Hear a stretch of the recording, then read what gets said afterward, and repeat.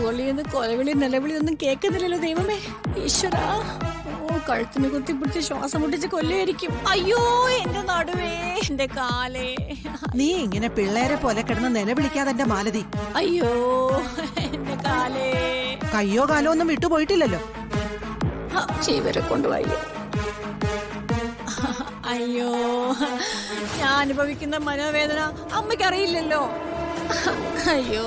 അപ്പൊ മനോവേദനയാണോ മാലതിക്ക്? കാലുവേദനയല്ലേ? അയ്യോ, കാലൊടിഞ്ഞു പോകുമെന്ന് ഓർത്തിട്ടും മനോവേദനയിലെത്തി. അയ്യോ. ഈ കുഴമ്പൂര് പോയോളേ കോയമ്പത്തൂർ പോയിരിക്കണോ? കൊലപാതകം നടക്കേക്ക് ഈശ്വര. അയ്യോ എനിക്ക് വയ്യേ, എന്റെ കാല്.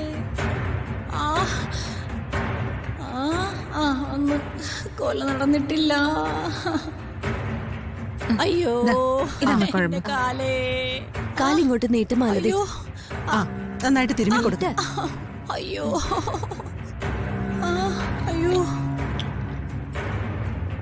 ഒരാപത്ത് വന്നാലേ കൂടപ്പറപ്പിനെ പോലെ ഇവിടെ ഉണ്ടാവും. ആപത്ത് മാറിക്കഴിയുമ്പോ ഇവക്കിട്ട് പാരയും വെക്കും. അയ്യോ, പാര വെക്കുന്നവര് വയ്ക്കട്ടെ കൈമളേട്ട, ദൈവം എല്ലാം കാണുന്നുണ്ടല്ലോ. അയ്യോ, ഞാൻ ആരെയും പാരയൊന്നും വെക്കുന്നില്ല. അയ്യോ എന്റെ കാലേ.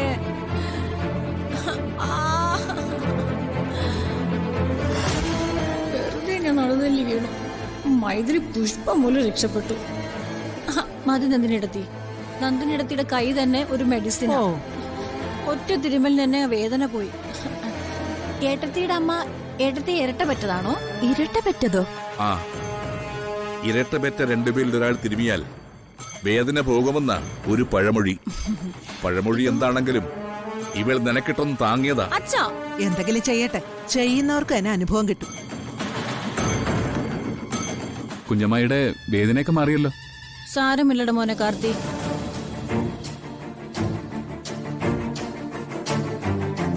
കാർത്തിയേട്ടാ, നമ്മൾ പോയപ്പോ മുറി പുറത്തുനിന്ന് പൂട്ടിയിട്ടല്ലേ പോയത്?